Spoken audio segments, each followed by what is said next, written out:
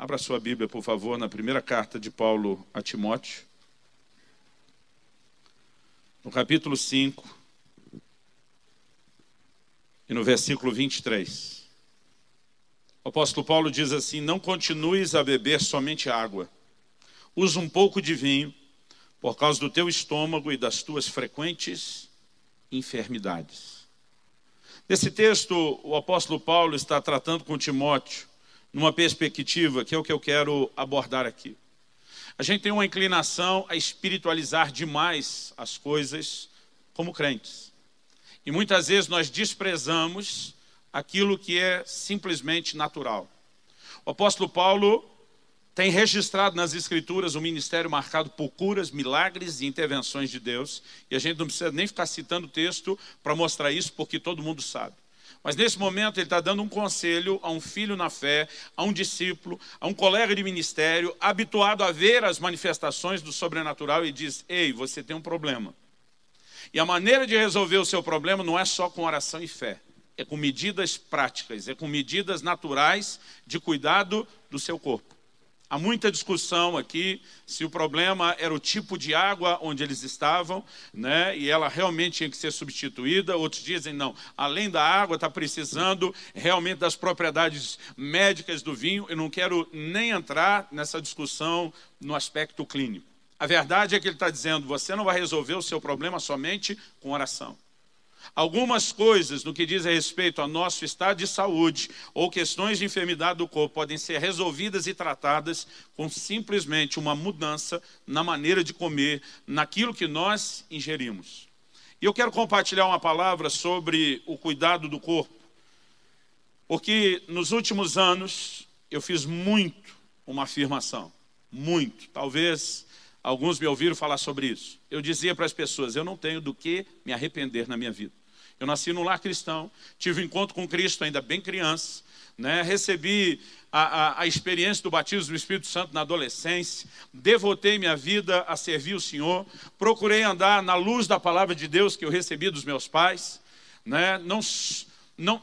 Ao olhar para trás, não tenho nada daquilo que eu posso dizer: rapaz, tem gente que tem um testemunho de conversão extraordinário. Eu cresci no Evangelho. Não me acho melhor do que ninguém, não fiz mais do que obrigação de obedecer aquilo que me foi instruído. Mas eu olho para trás e digo: eu não tenho arrependimentos. Eu procurei fazer as escolhas corretas. Eu nunca debandei para as drogas, para a bebida, para a prostituição, para o crime, para coisa nenhuma. Eu e minha esposa fomos ao altar do jeito que a Bíblia manda, né? E eu sempre ensinei meus filhos dizendo: papai vai falar isso não só por preceito, mas por exemplo. E muitas vezes as pessoas perguntavam: pastor, o senhor tem algum arrependimento? Eu dizia: eu vivo uma vida sem arrependimento. Mas nos últimos anos eu mudei meu discurso. Eu tenho um grande arrependimento. Foi não ter conhecido o Dr. Aldriano. Foi não ter ouvido verdades como essa antes. Porque o arrependimento que eu tenho, na verdade, é não ter entendido um princípio bíblico do cuidado do corpo. Eu já cheguei a pesar 153 quilos. E mesmo agora, tendo perdido 50 e poucos quilos, ainda está faltando de 8 a 9 quilos para eu bater minha meta. Não estou onde deveria. Mas depois de 50 e poucos quilos perdidos, eu já criei coragem de poder falar um pouco. Porque desde o ano passado, tem muita gente me perguntando: pastor, o que aconteceu? Primeiro acharam que eu estava doente, porque ninguém acredita quando um gordo emagrece por decisão. Eu até na época comecei a deixar a barba, né? Porque o cavanhaque era o golpe para tentar esticar o rosto e não parecer tão gordinho. A barba deixava ele maior ainda. Eu na época deixei para tentar compensar, porque o rosto começou a afinar tanto. A turma: está doente, está doente, está doente. Falei: não, estou deixando de ser doente. Porque obesidade, de acordo com a Organização Mundial da Saúde, é doença. É isso, doutor? Mas, a partir desse momento que as mudanças começaram a acontecer, não dá para deixar de olhar para trás e ver que Deus usou algumas ferramentas. Eu acredito que entre 2007 a 2008, quando eu estava no auge do sobrepeso, com 153 quilos, esse foi o auge do que eu alcancei. Um dia eu recebi uma visita de uma pastora amiga nossa que veio da Itália, e junto com ela veio uma discípula que é uma médica. Essa médica, apesar italiana, casada com um brasileiro, então ela falava muito bem o português, nossa comunicação foi bem tranquila. Eu já havia estado na igreja deles ministrando nos anos anteriores, e eu voltava em média a cada 2 anos. Depois de umas 3 idas, ela já vinha constatando que eu voltava cada vez maior, cada vez maior. Mas dessa vez, quando ela veio, e junto com a pastora se hospedou em casa, quando ela entrou e me viu, ela levou um choque. E a primeira pergunta dela foi: pastor, me perdoe, eu sou médica, eu tenho que te fazer a pergunta. O senhor tem feito check-up? Falei, tenho. Ela, certeza? Eu falei, sim. Quando foi o último? Falei, uns 2, 3 meses atrás. Ela me olhou com a cara de não estou acreditando. Eu lembro que eu falei, Kelly, busca lá os exames. Ela falou, não, eu confio no senhor. Eu falei, não parece, você está acreditando. Ela falou, pastor, é difícil acreditar, mas eu vou te dar o voto de confiança. Está realmente tudo bem. Ela começou a perguntar colesterol, triglicérides, né, açúcar no sangue, pressão. Eu falei, está tudo bem. Ela falou, o que foi que seu médico lhe disse? Era um cardiologista que fez isso? Eu falei, foi. Ela disse, o que ele te disse depois disso? Eu falei, olha, eu não estava muito feliz. Pegou os exames, jogou na mesa bravo na minha frente, olhou para mim e falou, digamos que o senhor tem mais sorte do que juízo. Ela está só me olhando. E eu estou com um ar assim, irmão, bem arrogante, tipo, some de Deus. Porque muitas vezes a gente acredita que a gente está vivendo só no plano espiritual. E eu dentro de mim, ele está bravo e eu estou rindo, pensando, você não vai entender essa equação nunca, tipo, eu vivo milagre, não preciso me cuidar. Mas essa irmã olhou para mim e falou, pastor, me desculpe, eu vou discordar do seu médico. O senhor não está tendo sorte, o senhor só está ganhando tempo. E ela falou uma frase, irmão, que foi me perturbando aos poucos, progressivamente, cada vez mais nos próximos anos. Ela diz, o corpo é que nem cartão de crédito. Primeiro você usa, depois vem a fatura. Ela diz, por enquanto o senhor só está gastando, e muito. Ela diz, e daqui a pouco a fatura vai chegar, e vai chegar alta. Quando ela falou isso dentro de mim, eu, está amarrado em nome de Jesus. Está pensando o quê? Só faltou dizendo, sabe quem está falando, some de Deus. E a princípio eu não dei ouvidos àquilo, mas 1 ano e meio depois minha pressão disparou. E eu tive que começar a controlá-la com medicamentos. E talvez 1 ano e meio depois da pressão ter disparado, o nível de açúcar disparou. E eu fiquei diabético. E de repente eu levei um susto. O susto foi perceber que de fato a fatura estava chegando.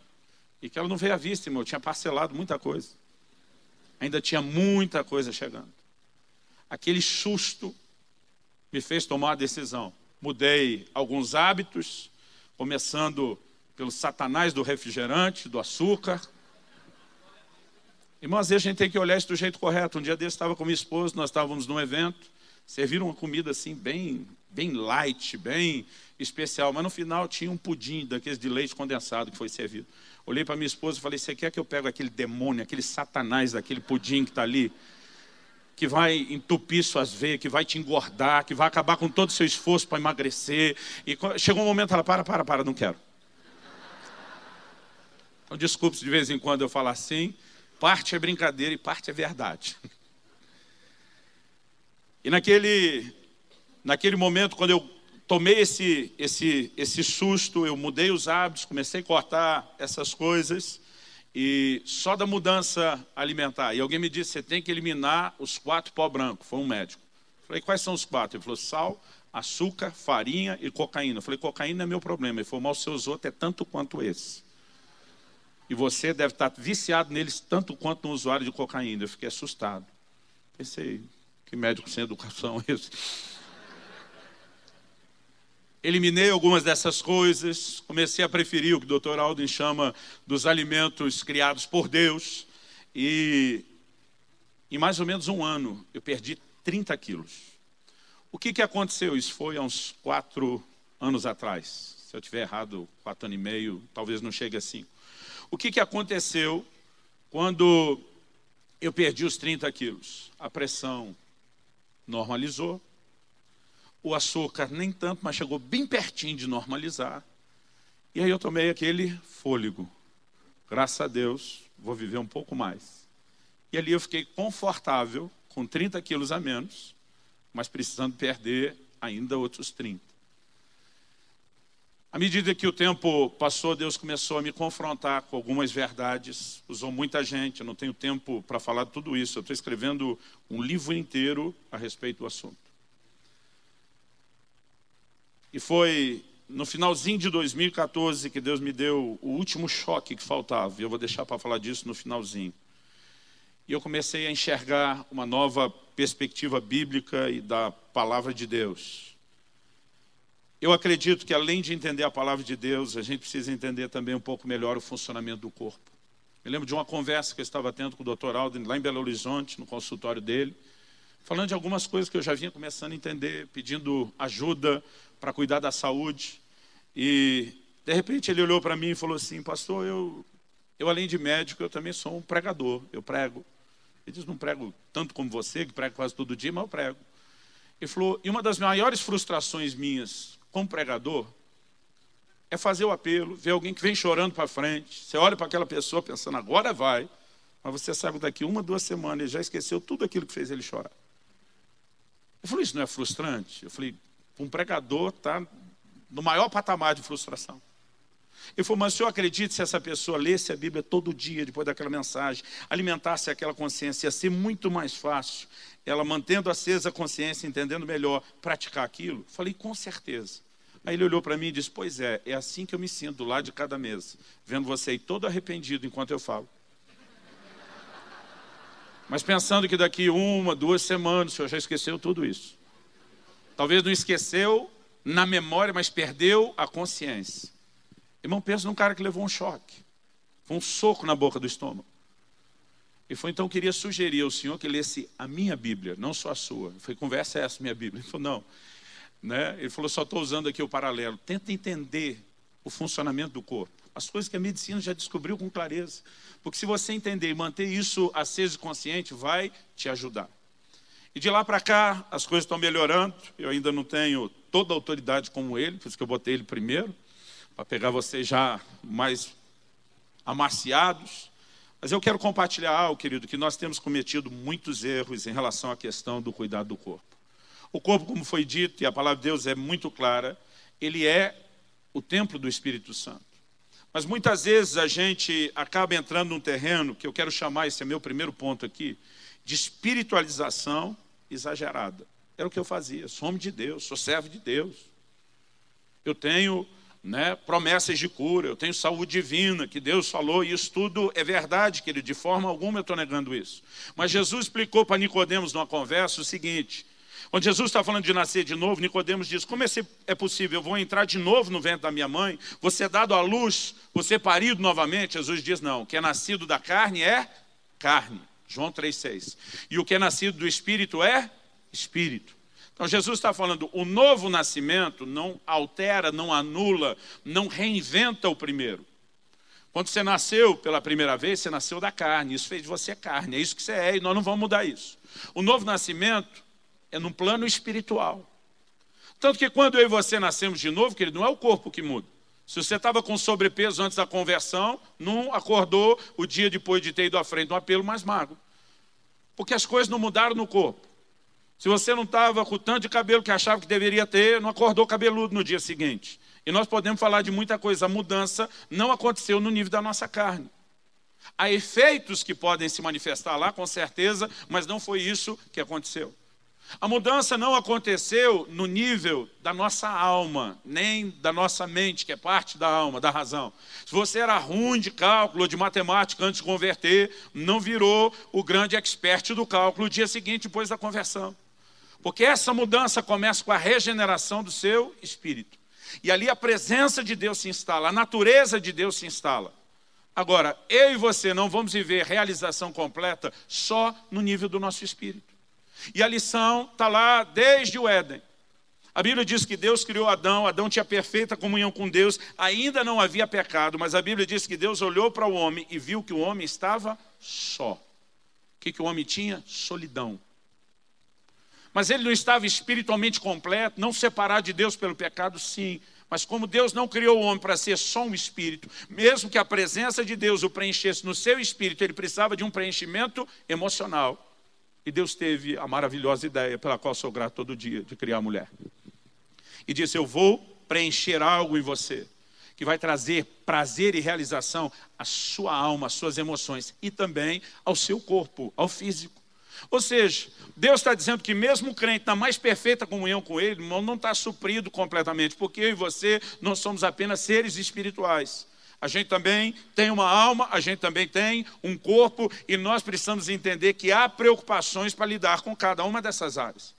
Quando Jesus diz lá em Mateus 4,4, nem só de pão viverá o homem, mas de toda a palavra de Deus, a gente também poderia fazer a afirmação inversa. Nem só da palavra de Deus viverá o homem, mas também de pão. Porque não é porque agora você recebe a palavra de Deus como alimento no seu espírito que você vai deixar de comer. Você pode estar cheio do Espírito Santo, se alimentando da palavra todo dia. Passa um ano sem comer para ver se você não vai encontrar o Criador. Porque o que alimenta o seu espírito, que não está necessariamente alimentando a sua carne. Assim como o contrário também é verdade. O que alimenta o seu corpo não está necessariamente alimentando o seu espírito. Então a gente tem que ter cuidado nas duas áreas. Quem está entendendo, diga amém. Agora, muitas vezes, querido, a gente começa a espiritualizar demais a coisa. Em Deuteronômio 22:8, eu não vou ler todos os textos aqui para ganhar tempo. Deus dá uma ordem, está lá na lei de Moisés, Deus diz, quando você construir um terraço, levante um parapeito. Porque se alguém cair de lá por falta do parapeito, você vai ser culpado do sangue. O que Deus está nos ensinando? Prevenção. Muitas vezes o crente tem um conceito equivocado da soberania de Deus, como se Deus organizasse as coisas para acontecer no padrão da fatalidade, da arbitrariedade, como se tudo já tivesse determinado. Eu quero te mostrar, querido, que você escolhe se você vive menos ou mais. Eu quero te mostrar isso pela palavra de Deus. Mas antes de chegar lá, o que é que Deus está ensinando? Prevenção. Fez um terraço, é um lugar alto, tem perigo de cair, cria uma proteção. Agora, você não criou a proteção, alguém caiu, ele não caiu porque eu queria recolhê-lo. Ele não caiu e morreu porque eu queria levá-lo. Ele caiu pela falta de cuidado. Agora, se alguém pode morrer, querido, encurtar os seus dias, porque faltou a proteção, e ele caiu, o corpo danificou, nós precisamos entender que isso vale para a prevenção e o cuidado que a gente deveria ter na manutenção do corpo, seja através da alimentação correta, seja através do descanso, seja através de exercício. Quem está entendendo, diga amém. Meu pai me dizia que quando criança tem coisas que Deus se recusa a fazer. Jesus, quando vai ressuscitar Lázaro, ele chega diante do túmulo e ele dá uma ordem para a galera, tire a pedra. E meu pai dizia, aquilo que o homem pode fazer, Deus normalmente deixa o homem fazer. Agora, ressuscitar Lázaro, que é só ele assume. Mas tirar a pedra e dizer, isso aí é com vocês, gente. Quem está entendendo, diga amém. E muitas vezes nós começamos a espiritualizar e transferir para Deus coisas que não precisavam ser transferidas. Em Atos 27, 21, quando Paulo está naquele navio que acabou naufragando, vamos parar na ilha de Malta, antes do naufrágio consumar, Paulo se levanta e ele diz assim, eu brinco que ele cumpre o papel da mulher no casamento. Vocês deveriam ter me atendido e não partir de Creta para evitar esse dano e o prejuízo. Qual o papel da mulher? É quando o homem não ouve, é dizer para ele depois, eu te disse, eu te falei. Tivesse me ouvido, a gente não tinha chegado aqui. Paulo se levanta e diz, se vocês tivessem me ouvido, porque antes de saírem, Paulo diz, vejo que a viagem vai ser danosa, vai trazer prejuízo para o navio, para a carga, para a nossa vida, mas ninguém deu ouvidos a ele. Então a gente não pode dizer, Paulo está dizendo, isso poderia ter sido evitado. Mas às vezes a gente absorve um conceito errado de que todo dano e tragédia foi determinado por Deus. Então o camarada está com estado de saúde miserável, porque nunca cuidou do seu corpo, mas está dizendo, Deus tem um propósito. Eu acredito, irmão, que está na hora de gente se levantar e dizer, esse dano poderia ter sido evitado se você tivesse dado ouvidos ao que Deus já falou antes. É lógico que em qualquer situação, até trágica e pelos nossos erros, Deus vai tentar tirar lucro, sim. Paulo acaba pregando o evangelho na ilha de Malta, muita gente foi salva. Mas, irmão, quando ele traz advertências para que aquela tempestade seja evitada, eu acredito que nada daquilo precisaria ter acontecido. E eu acredito que Deus teria outros meios de evangelizar a ilha de Malta. Nós precisamos entender que nossas escolhas, e é responsabilidade do homem fazer as suas escolhas, elas vão trazer consequências.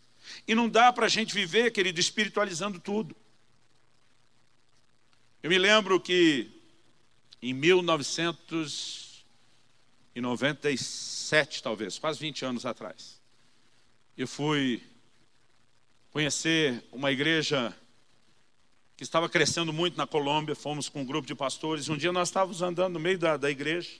Um irmão, né, ou vamos chamar ele de hermano, um colombiano que eu nunca vi na vida, parou na minha frente, olhou para mim e disse assim: hermano, a palavra de Deus habla que nós somos o templo do Espírito Santo, pero usted me parece uma catedral.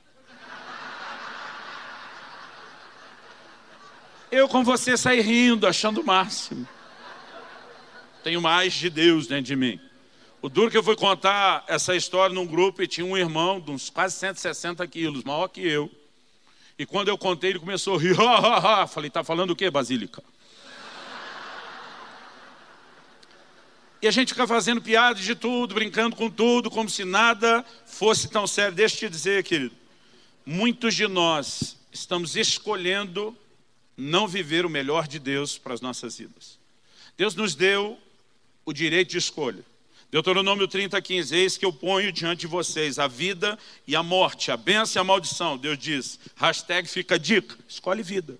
Porque ele está dizendo, a escolha é sua, os dois caminhos estão diante de você, mas é você que tem que escolher.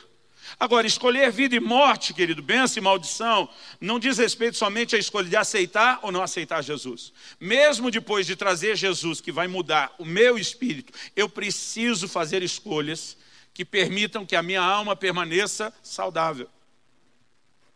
Você sabia que rancor e amargura é pecado?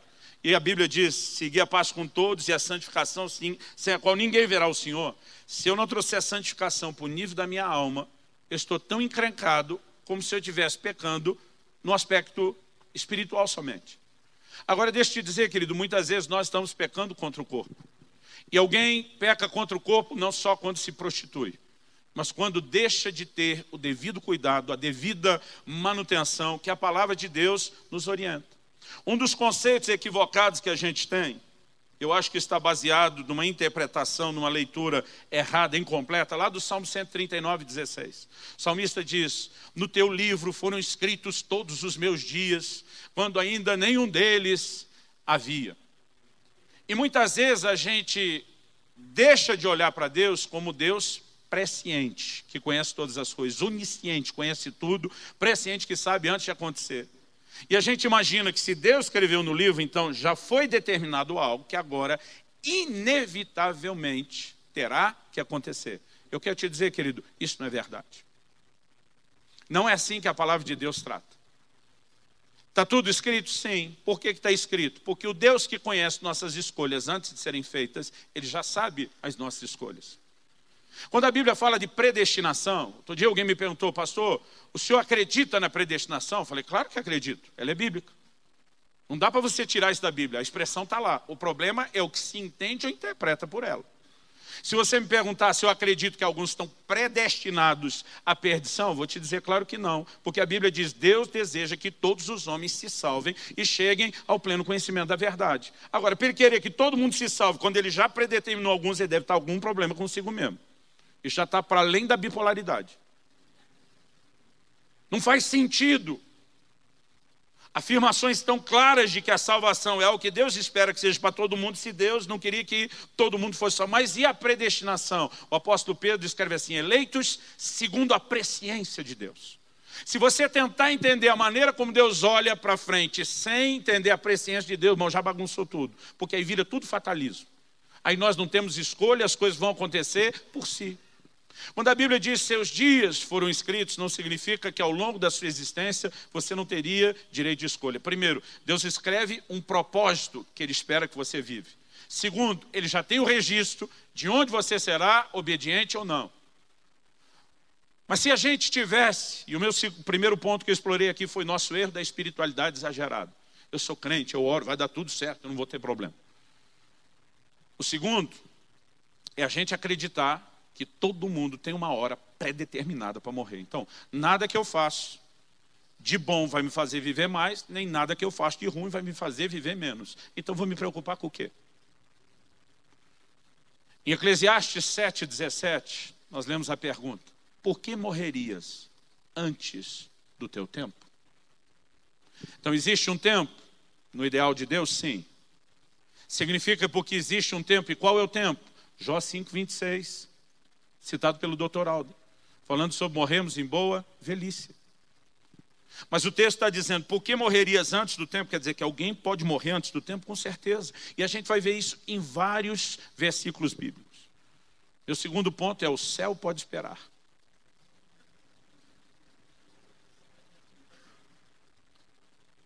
O Senhor diz lá na palavra, se vocês me obedecerem, vocês vão viver mais. Se me desobedecerem, vão viver menos. Então é possível aumentar ou encurtar os dias.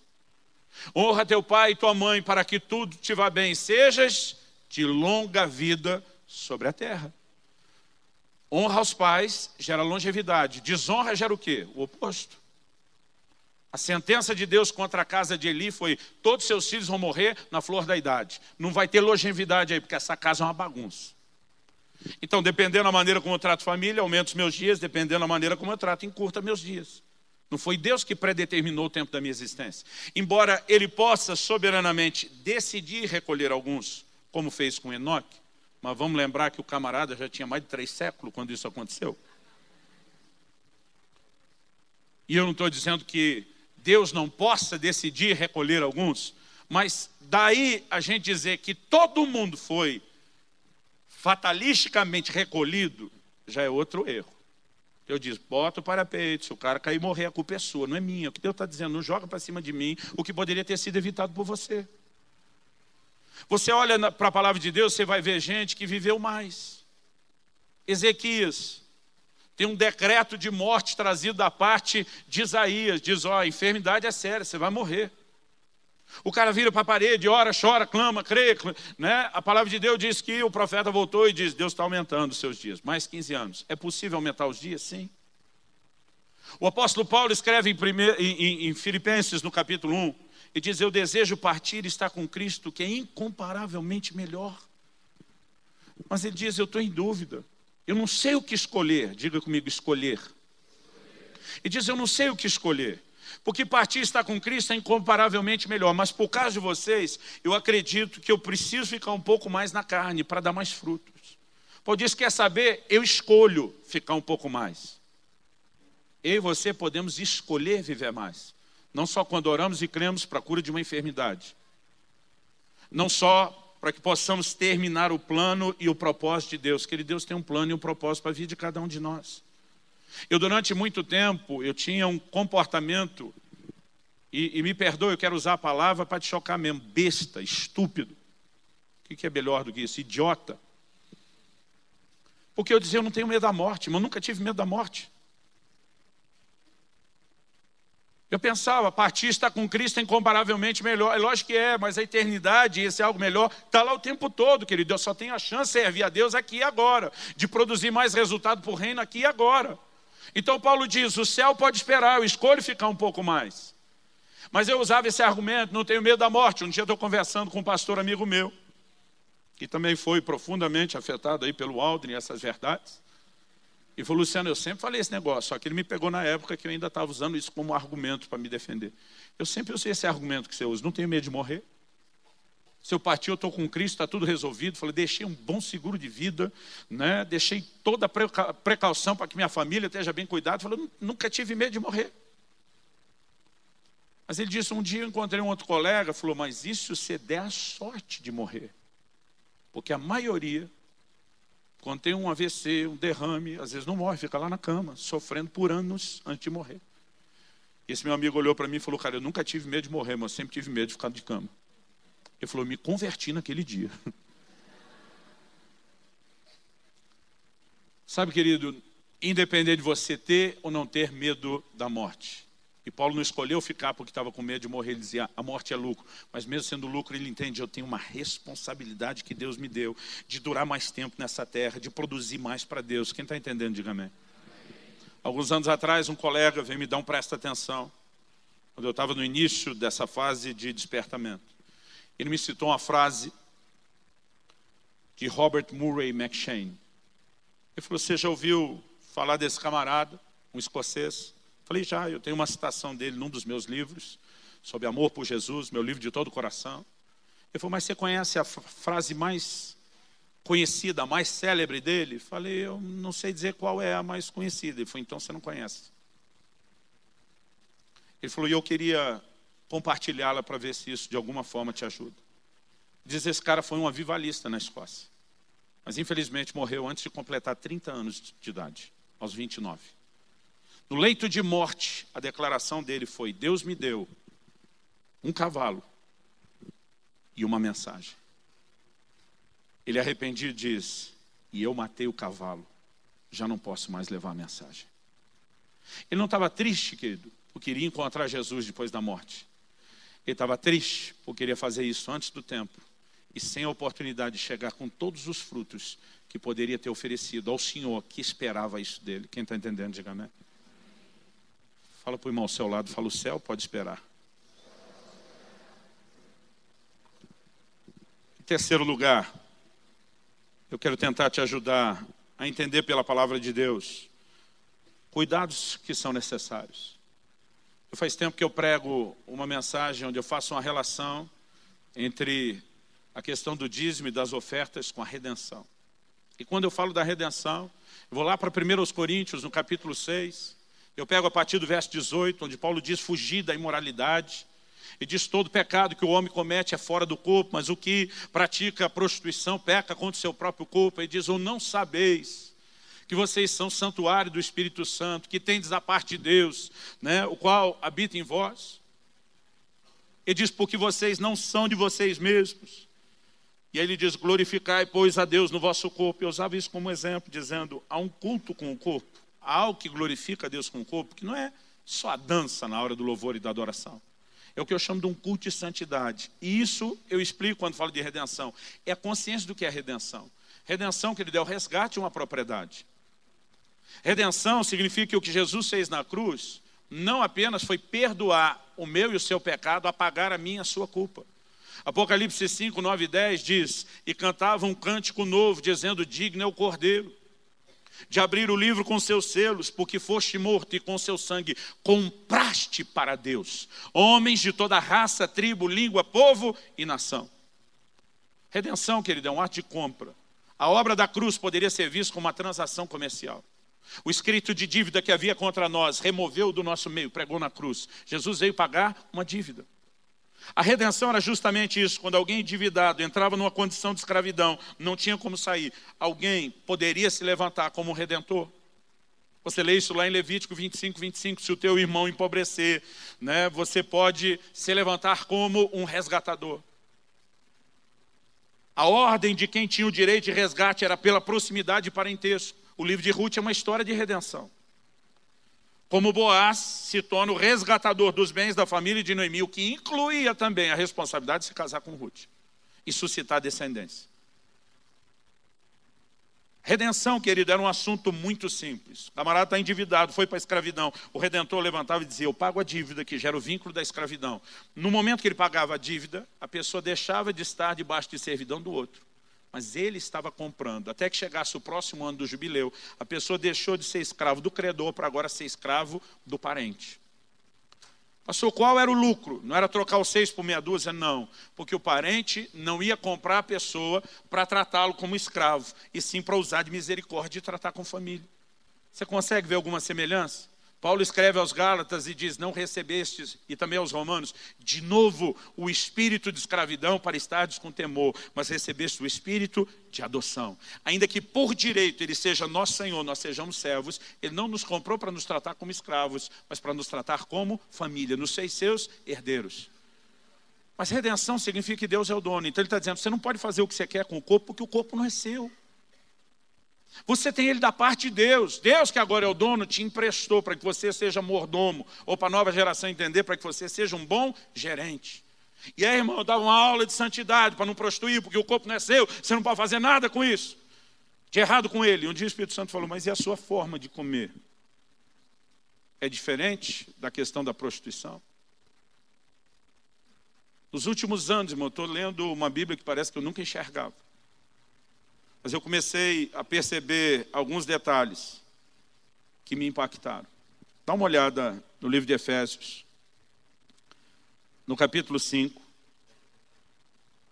O Dr. Aldrin diz que quem é o nosso referencial, desde de saúde, é o Senhor Jesus, certo? Efésios 5, 28. Assim também os maridos devem amar a sua mulher como ao próprio corpo. Quem ama a esposa, a si mesmo se ama, porque ninguém jamais odiou a própria carne. Antes a alimenta e dela cuida, como também Cristo faz com a igreja. Ele está falando de alimentar e cuidar da carne, não no sentido negativo, mas no sentido positivo. Ele diz, da mesma forma como Jesus o faz com o seu corpo, que é a igreja. Quem é o referencial de cuidar do corpo? Jesus. Ele fala sobre alimentar e cuidar. Porque o problema é que o padrão errado de alimentação, não só o exagero do quanto se come, mas o que se come, tem trazido para nós muito dano. Isso não é cuidado. A palavra de Deus diz lá no livro de Eclesiastes, no capítulo 10, no verso 17, ditosa é a terra, cujos filhos de reis são nobres, e se assentam à mesa, não para se banquetear ou para se embebedar, mas somente para refazerem as forças. O que deveria ser um momento de apenas refazer força, cuidar do corpo, nós transformamos na fonte de prazer que é permitida ao crente. E a gente tira essa parte da bebida, apesar que alguns nem isso tiram, infelizmente. Mas a gente come de forma como é só para alegrar. E sabe o que é pior, irmão? Que a gente dá desculpa o tempo todo. Outro dia o irmão falou, pastor, agora que o senhor emagreceu, vai ficar feio para nós. Porque quando alguém fala de saúde e nunca foi gordo, a gente diz, esse cara não me entende. Agora eu estou pegando alguns colegas e estou dizendo, meu amigo, não tem desculpa que você vá dar, que eu já não dei antes. Não tem malandragem da sua parte, que eu já não conheço e não tenho usado. O cara está com sobrepeso e diz, não, minha estrutura óssea é maior. Você já ouviu isso? Doutor, diga o senhor, que é um clínico experiente, o esqueleto de um gordo é maior do que o do magro? É a mesma estrutura, meu querido. Aliás, esse é o problema. Se ele fosse mais forte, você teria menos problema. Se sua ossatura desenvolvesse junto, você teria capacidade de não ter tanto dano. Mas isso não acontece. Muito menos suas cartilagens, suas juntas. E elas vão sofrer. É um prédio que tinha estrutura para bem menos andar e a gente construiu muito mais coisa em cima. É meu metabolismo. É verdade, irmão, mas quem demoniou esse metabolismo foi eu e você, pela maneira errada de se entupir de açúcar, de farinha, de um monte de coisa. Outro dia alguém me perguntou, anos atrás, teve uma polêmica, ficou conhecida no Brasil todo, quando a Ana Paula Valadão deu uma declaração e foi muito mal interpretada, falando de pastor, que além de não jejuar, se empanturra de comer. Irmão, pela ira, o furor com que todo mundo reagiu, você percebe que o sindicato que quer defender a forma de comer de qualquer maneira ainda é muito forte. O lobby vai ser grande, a briga vai ser enorme, porque a gente não quer ouvir esse tipo de coisa. Alguém me perguntou, pastor, ela mesma me perguntou, aquela declaração te ofendeu? Eu falei, não. Ela falou, por que não? Eu falei, porque você estava falando do jejum, e pelo menos eu jejuava. Então, você estava falando de pastor que no jejum, eu me escondi atrás daquilo. Porque jejuava, irmão. Fazia jejum de um dia, de 3, de 7, de 14, de 21 dias na água. Então dizia, ninguém pode falar que eu não jejuo. O problema é quando o jejum acabava, irmão. O controle era só para quando jejuava. E eu não vivia jejuando, então. Mas muitas vezes, querido, a gente tem toda uma reação e ainda espiritualizado. Já teve pessoas que tentaram chamar minha atenção. Um cara uma vez falou, eu não respeito um homem de Deus como você com sobrepeso. Eu falei, eu não respeito você, que não prega nada, não cura enfermo, não tem resultado que eu tenho. Aí vira uma medição de força carnal das duas partes. Dois bestas falando um com o outro. Eu não vim aqui jogar pedra em ninguém, eu não vou falar só de sobrepeso. Mas deixa eu te dizer, irmão, nós precisamos aprender a ouvir esse tipo de coisa. Porque quando eu ouvia, eu me fechava, dizia, não é comigo. Dedo no ouvido. E a gente separou bastante tempo essa manhã para tentar colocar um bom depósito da palavra de Deus dentro de você. Eu olho para a questão da alimentação, e eu e você precisamos perguntar como esse lance da comida tem afetado a humanidade. Onde o homem primeiro caiu? Lá no Éden. Em que área? Onde tudo começou? Comida. Onde o diabo primeiro tentou a Jesus? Comida. Você olha para o Esaú que vendeu, irmão, o seu direito de primogenitura, comprometeu todo o propósito de Deus. Em troca do quê? Comida. Números 11 diz que o povo queria voltar para o Egito, ser escravo de novo. Pensa nisso, irmão. Depois de séculos de escravidão, gemendo, pedindo para ser liberto, foram libertos. Mas quando abandonaram a comida do Egito, não, a gente prefere voltar a ser escravo do que abrir mão da comida. Você acha que isso não tem efeito ou influência sobre nós? Você acha mesmo que isso é uma coisa só para a gente ficar fazendo piadinha, brincando? E a questão, querido, não é nem só a gula, porque tem gente que nem come tanto, mas está comendo bem errado. A questão não é nem só o peso, porque tem gente magra que está feio na fita se fizer um check-up. Mas voltando à questão do peso, um dia eu estava lendo 1 Timóteo 5,16. Paulo está falando que a igreja deveria socorrer as viúvas, mas só o que ele chama das viúvas que são verdadeiramente viúvas. É engraçado esse termo, porque não quer dizer que algumas o marido não tinha morrido direito. Que é verdadeiramente viúva, é que a mulher, além de ter perdido o esposo, não tinha filhos, não tinha arrimo de família. Ou seja, não tinha ninguém para trazer sustento para ela. Então a igreja deveria assumir isso, mas a Bíblia diz, aquelas que têm filhos, os filhos são responsáveis. E ele diz, para que a igreja não se sobrecarregue, porque a igreja não tinha como cuidar de todas as viúvas. Então ele está dizendo, quem tem filhos, os filhos que cuidem, é a responsabilidade dele. Quem não tem ninguém, traz para a igreja. Enquanto eu estava lendo, para que a igreja não se sobrecarregue, aquilo encheu meu coração. Eu sei quando Deus está me trazendo uma semente da palavra, uma revelação. E eu falei, pensei, como diria o bom pentecostal, tem mistério aqui. Para que a igreja não se sobrecarregue. O Espírito Santo falou comigo, nenhuma sobrecarga está alinhada à minha sabedoria. Eu pensei, Deus vai me ajudar a resolver algum problema da igreja. Ele diz, nem a sobrecarga do seu peso está alinhada com a minha sabedoria. Mas sabe o que é interessante, irmão? Eu li essa mesma Bíblia, eu tinha comunhão com esse mesmo Espírito Santo, e durante muito tempo eu nunca vi, nunca entendi, nunca ouvi nada sobre esse assunto. Eu falei para minha esposa, por que nos últimos 2 anos eu estou lendo uma outra Bíblia? Ela olhou para mim e falou, não é você que prega? Que a nossa atitude determina a revelação de Deus que a gente tem? Ela disse, você fala isso quando vai ensinar sobre oferta. Para o benigno te mostras benigno, porque sua atitude de benignidade atrai a revelação da benignidade de Deus. Para com o íntegro te mostras íntegro, sua atitude de integridade atrai a revelação da integridade de Deus. Para com o puro te mostras puro, a sua atitude de pureza atrai a revelação da pureza de Deus. E Deus não se mostra benigno para o íntegro, não se mostra íntegro para o puro e nem puro para o benigno.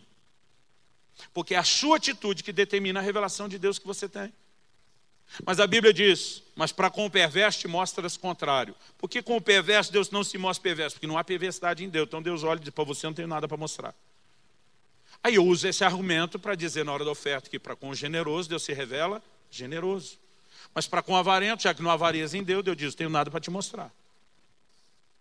Mas eu comecei a entender que a minha atitude de querer cuidar do corpo começou a abrir os meus olhos para ter uma revelação de Deus a respeito disso.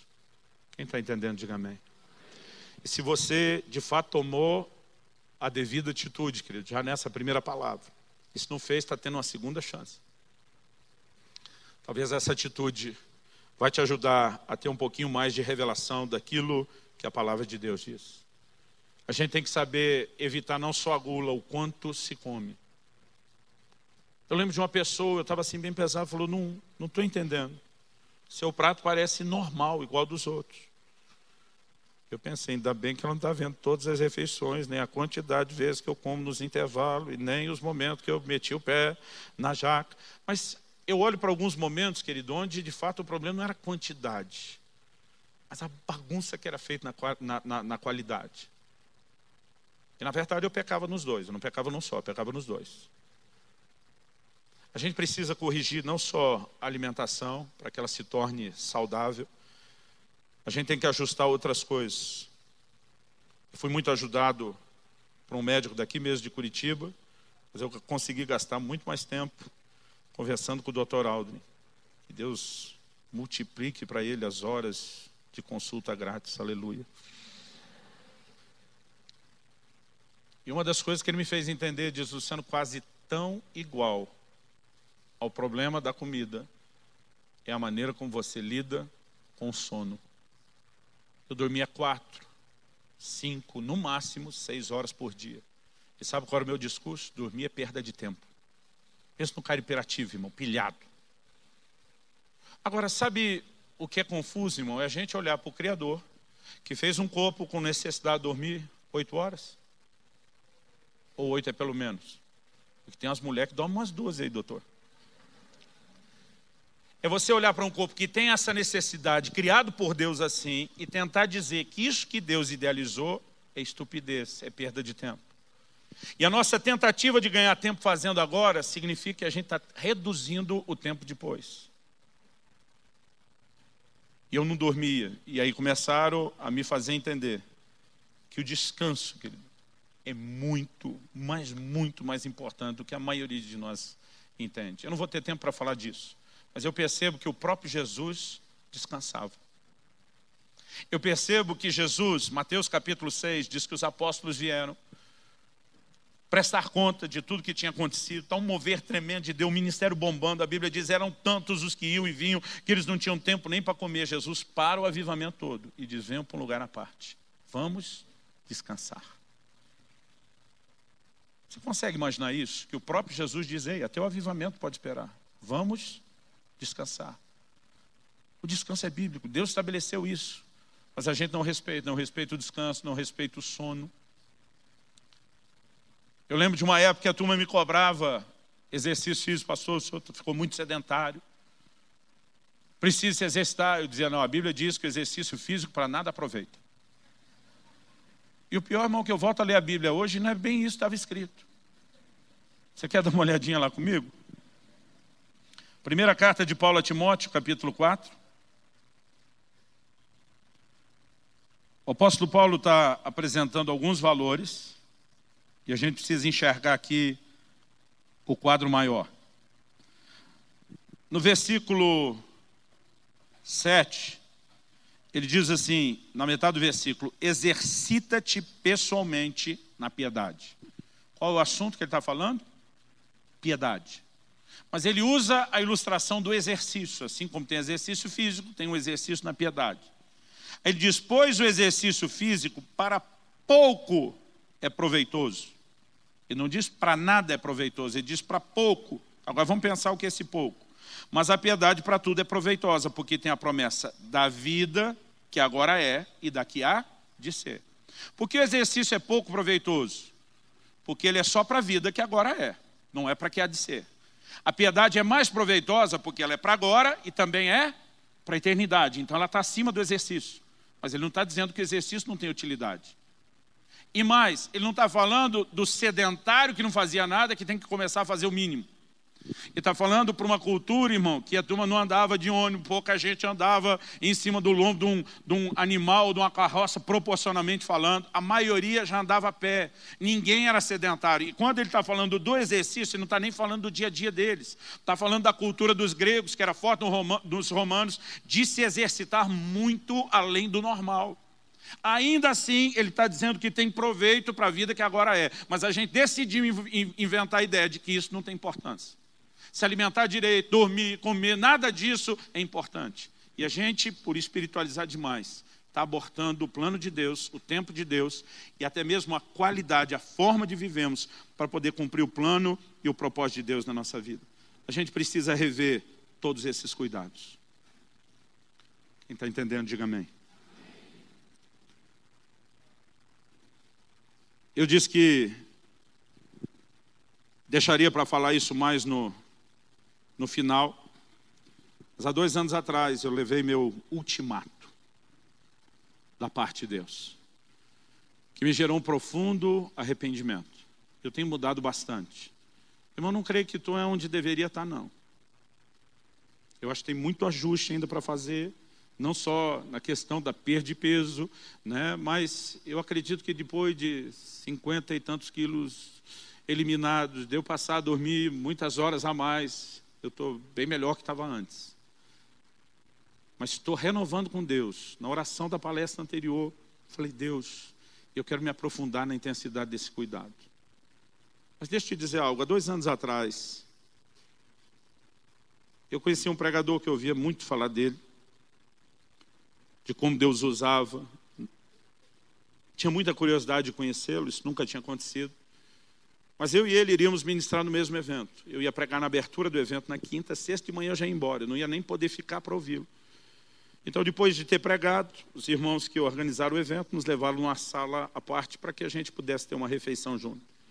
A comida era bem mais light, graças a Deus. Não tinha, né, aquela coisa terrível que alguns tentam fazer com a gente, porrando pizza, um monte de coisa pesada. A comida era bem light. Mas apesar da comida já ser mais light, esse camarada foi o que fez o menor pratinho. Eu, para puxar assunto, ainda não conhecia, quis me aproximar, aproveitei a ocasião, falei para ele, está se cuidando, hein? E quando falei, está se cuidando, ele com 61 anos de idade, virou para mim e perguntou, quantos anos você tem? Quando perguntou quantos anos você tem, já gelou a espinha. Eu falei, vem sermão. Vem sermão. Eu estou para fazer 44. Então, 2 anos atrás, estava para fazer 42. 41. Respondi, 41 anos. Aí ele olhou para mim e falou, não, estou te perguntando isso, porque eu achei que você estava perto dos 40 anos. E eu, quando tinha 44 anos, em vez de eu contar a história, acho melhor ele mesmo contar, porque ele está aqui hoje. Paulo Canuto, vem para cá.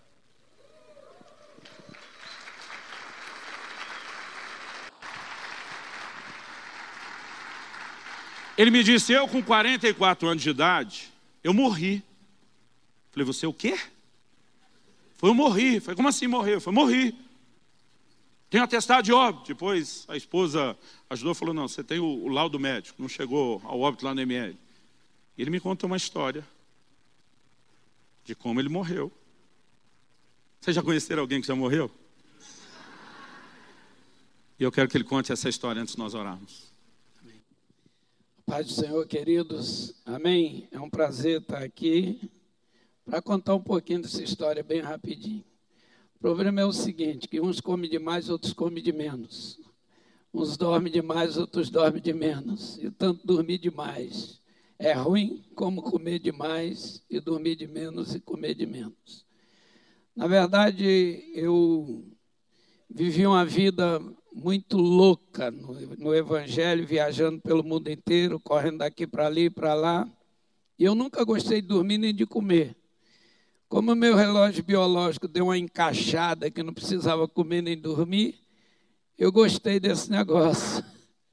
E comecei a ficar sem comer, sem dormir, até que em julho de 98, dia 18, eu cheguei numa viagem da Europa e tive um problema muito ruim, fui internado, e quando eu estava ali internado, de repente eu senti minha barriga crescer, e a minha esposa estava do lado, eu falei, eu estou sentindo muito mal, muito mal. Comecei a suar e a barriga crescer, de repente veio um chafariz de sangue pela boca, e jogou todo o sangue em cima da Eva. Eu não sou Adão, mas ganhou a Eva. E a minha Eva é melhor do que a do Adão, que a minha só dá alegria, né? Então, mas eu dei um banho de sangue nela. E de repente a barriga foi de novo e jogou sangue. E foi enchendo e jogando, ao ponto de eu ver as enfermeiras, chamar a enfermeira, botar pano no chão e torcer dentro do balde. E naquele momento eu comecei a lutar para não morrer, mas de repente eu senti que eu morri. E os médicos procederam e eu voltei, e 4 vezes eu fui e voltei assim no procedimento dos médicos. Mas na 5ª vez eu relaxei, entendi que a Bíblia diz que morrer vai para o céu, então eu me relaxei para morrer. Quando eu relaxei, eu olhei e vi que meu corpo estava deitado e eu estava do lado de fora. Quando eu olhei meu corpo, vi a Eva com a cabeça no meu peito, falando, e os médicos já recolhendo toda a aparelhagem, tirou a aliança, tirou tudo, e falou, olha, fizemos todos os procedimentos, agora é óbito, morreu, acabou, explicou para ela. E eu ali do lado de fora, olhando meu corpo, aí Jesus chegou e disse assim, está vendo o que você fez com o seu corpo? Você é suicida.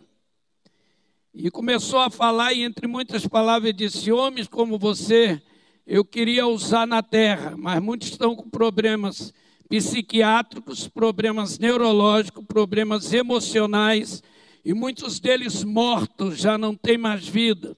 Homens como você são suicidas. Volta lá e diz para Eva que você vai voltar. Aí isso demorou um tempão, aí eu mergulhei no corpo, voltei, levantei o dedo e falei, Eva, eu vou, mas vou voltar. E endoidava os médicos e não sabia o que fazer.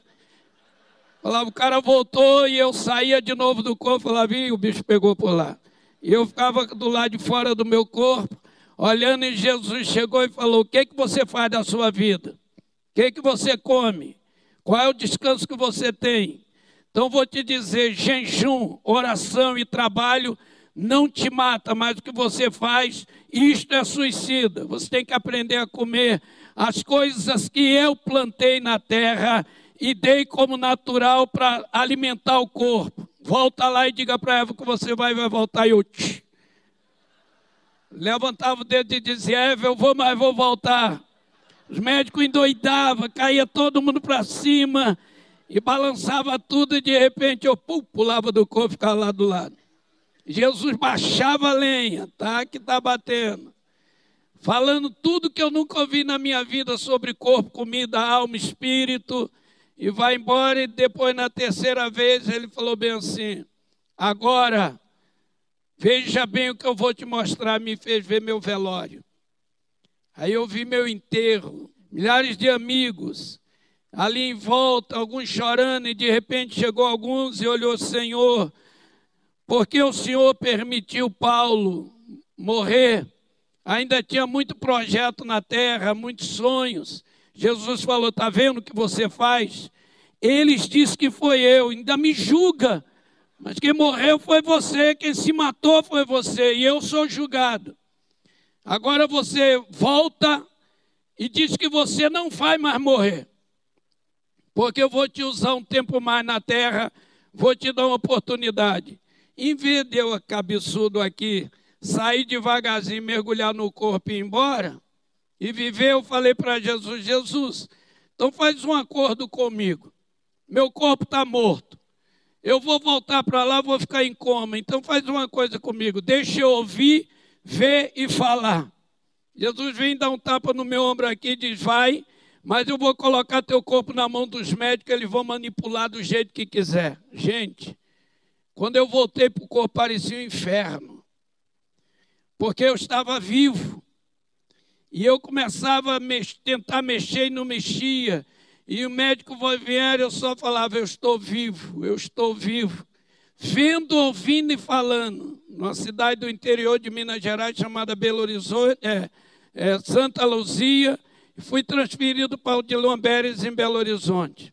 Naquele período, os médicos manipularam o meu corpo, mexeram com tudo, abriram aqui sem anestesia nada, porque não tinha como dar, e começaram a colocar soro, uma agulha aqui no pescoço, e eu passei o pior tempo da minha vida, porque batia lá, zerou, morreu, e de repente eu falava, estou vivo, eu estou vivo.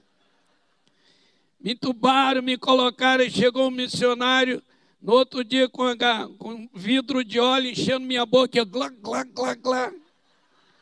Vai curar, vai curar. Ele já morreu, que pena que ele morreu, mas ele era vivo e abençoado. Mas acho que negligenciou também. Então, irmãos, isso durou a noite inteira praticamente. Passei praticamente 2 meses em hospital sem poder fazer a obra de Deus. Mas eu creio que eu ressuscitei, estou aqui. Quem crê, diga glória a Deus. Porque senão está todo mundo morto na glória, hein? Obrigado, querido. E ele me contou essa história por causa do comentário que eu fiz, está se cuidando. E ele disse que em algum momento, me corrija se eu errar alguma coisa aqui, Paulo, ele disse que em algum momento ele falou assim, o senhor ainda estou aqui, não fui a lugar nenhum, o senhor vai me dar outra oportunidade? E o senhor sinalizou que sim, ele falou, eu prometo que eu vou me cuidar. Tudo isso foi para explicar por que ele estava se cuidando. Irmão, naquela hora, algo me pegou por dentro de uma forma que eu não consigo te explicar, mas a minha oração é que o Espírito Santo faça com você a mesma coisa que ele fez comigo aquele dia. E o temor de Deus caiu sobre mim. E naquela hora eu falei, Deus, nunca mais você vai ter que falar isso de novo comigo. Eu tenho negligenciado a sua voz, as suas advertências há muito tempo. Mas chega, eu falei, me dá uns meses para processar esse universo novo de informação que eu não tinha. Eu gastei, acho que foi uns 3 meses, repensando tudo que a Bíblia diz, analisando, tentando chegar a um lugar de convicção que me levasse agora a fazer algo para Deus. Que minha esposa dizia, mas Luciano, quando você jejua, você leva a sério. Ela falou, eu te vi com 12 dias de jejum só na água, sentar na churrascaria, conversar com os irmãos e nem demonstrar nenhum sinal de que queria comer nada. Eu falei, não, quando é para Deus o negócio é sério. Ela falou, por que quando é uma dieta você não faz sério? Eu falei, porque não é para Deus. Ela falou, então faz uma dieta para Deus. Eu disse, você está louca, mulher? Jejum é uma coisa, dieta é outra. Aliás, eu descobri que nem a dieta, irmão, é suficiente. O Dr. Alden define a dieta, não sei se a definição é dele, se ele pegou emprestado de alguém, como uma coisa que você não vê a hora de terminar, para poder voltar a fazer o que fazia antes da dieta. Na verdade, o que a gente precisa é de uma mudança de hábitos. A Bíblia diz, quer comais, quer bebais, façam tudo para a glória de Deus. Está lá em 1 Coríntios 10. Irmão, eu nunca comi para a glória de Deus. Nem bebi para a glória de Deus. A gente faz isso voltado somente para nós mesmos. Eu repito, querido, ainda não estou no lugar onde deveria estar. Continuo ajustando coisas, continuo me dedicando, continuo amadurecendo o entendimento.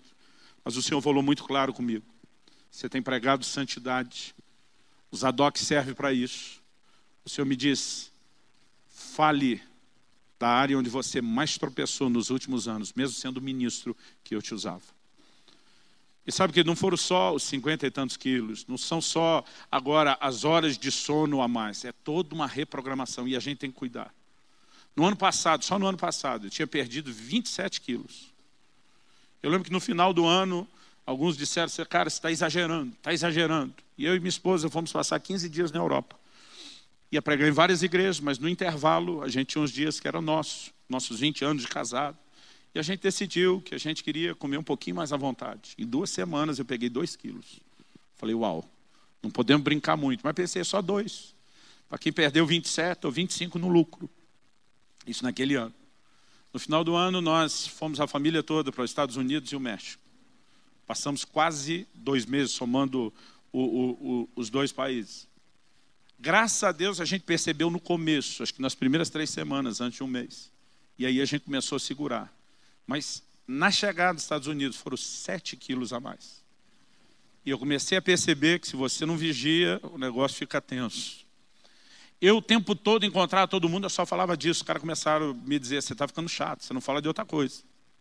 Eu pensei, acho que eu tenho que ser um pouquinho mais polido, não vou oprimir tanto os outros. Mas, irmão, deixa eu te dizer, é que nem o crente que não fala de Jesus. Você não fala de Deus, das coisas de Deus, você perde a consciência disso. Já percebeu isso? E eu percebi que à medida que eu decidi fazer um pouquinho de silêncio, eu mesmo deixei de processar, eu mesmo deixei de alimentar. E eu me descobri como uma pessoa que foi liberta das drogas, que você pode ter recaídas em todas as áreas. Somando os 2 quilos da Europa, com 7 no final do ano, eu estava 9 a mais. Aí dessa vez 9 para 27, mas já era 1/3. Eu quando voltei, falei, não, vou segurar a onda. E segurei a ponto de não engordar mais. Mas falei, não posso, eu tenho que perder aquilo.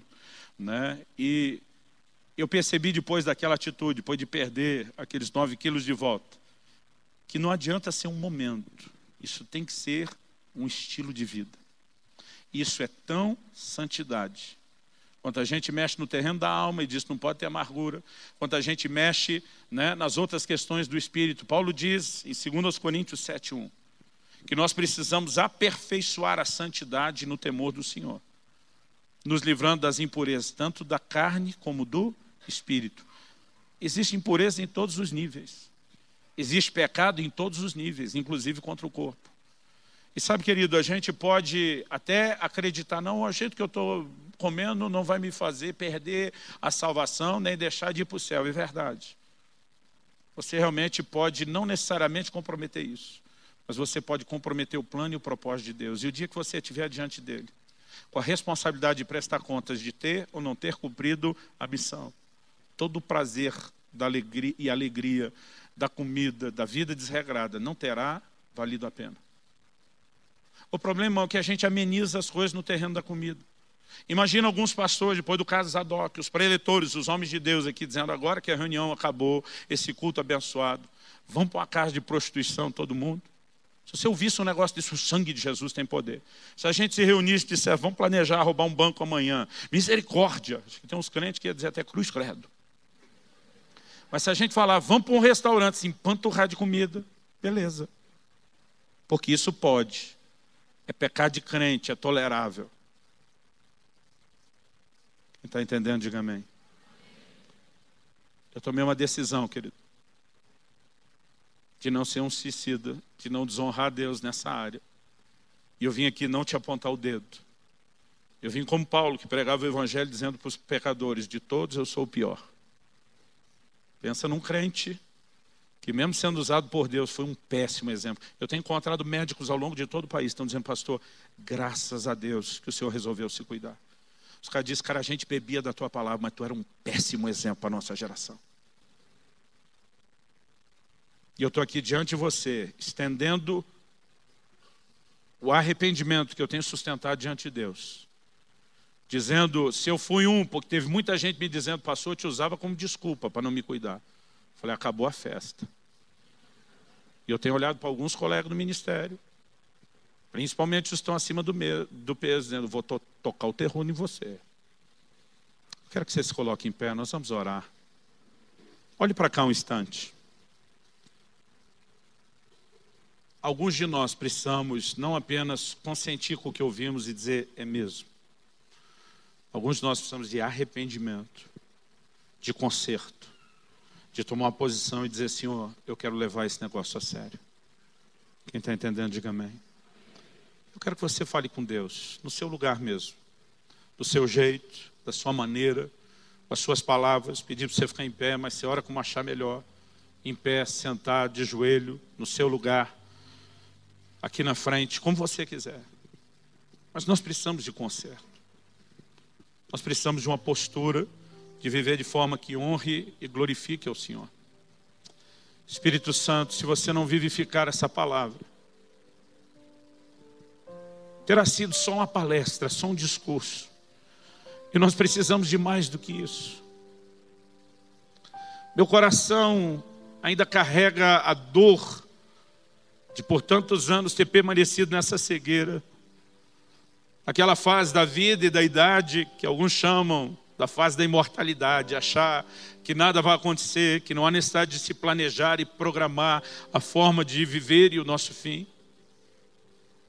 Eu sei que eu não te glorifiquei, eu sei que eu não te honrei nesses anos, mas eu sou tão grato que o Senhor foi bondoso, misericordioso e me deu contínuas oportunidades e advertências de poder consertar. Eu sei que nessa manhã o Senhor estende uma advertência a cada um de nós aqui, aqueles que serão tocados por essa palavra gravada depois. E eu oro que essa hora, esse momento, seja um momento de conserto, de uma nova postura.